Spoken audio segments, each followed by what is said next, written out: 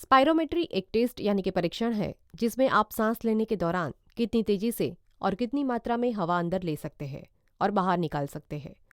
ये मापकर आपके फेफड़े कितनी अच्छी तरह काम कर रहे हैं ये जाना जा सकता है।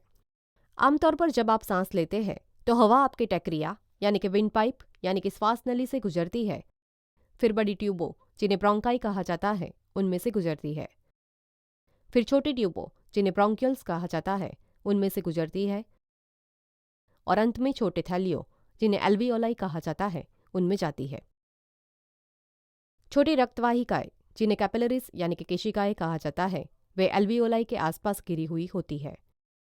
आप सांस में जो हवा अंदर लेते हैं उनमें स्थित ऑक्सीजन इन केशिकाओं में जाता है। जब आप सांस बाहर निकालें तब आप कार्बन डाइऑक्साइड से छुटकारा पाते हैं। अस्थमा, ब्रोंकाइटिस और पल्मोनरी यानी कि फुफ्फुसीय फाइब्रोसिस जैसी बीमारियां आपके ब्रोंकियल्स को संकीर्ण करती है, जो कि आपके फेफड़ों में जाने वाली हवा की मात्रा को कम करती है।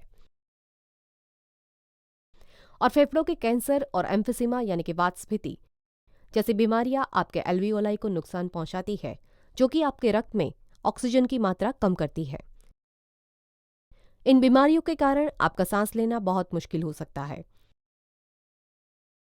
आपके फेफड़ों की बीमारी का निदान करने के लिए यदि आपको फेफड़ों की बीमारी है तो उसकी गंभीरता का निर्धारण करने के लिए या आप जो दवाइयां लेते हैं वे आपकी स्थिति के लिए कितनी असरकारक है यह निर्धारित करने के लिए आपके डॉक्टर आपको स्पायरोमेट्री परीक्षण कराने की सलाह दे सकते हैं।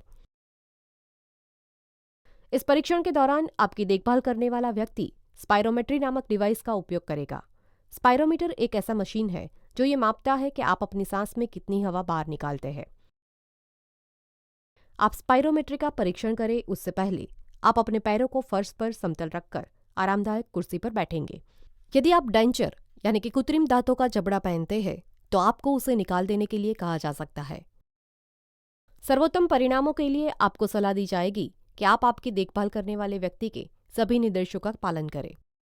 प्रक्रिया शुरू करने के लिए आप अपने सिर और ठोड़ी को उठा लेंगे ताकि आप आसानी से सांस ले सकें। फिर आप अपनी नाक पर एक क्लिप लगाएंगे जिससे हवा को आपकी नाक से बाहर आने से रोका जा सके।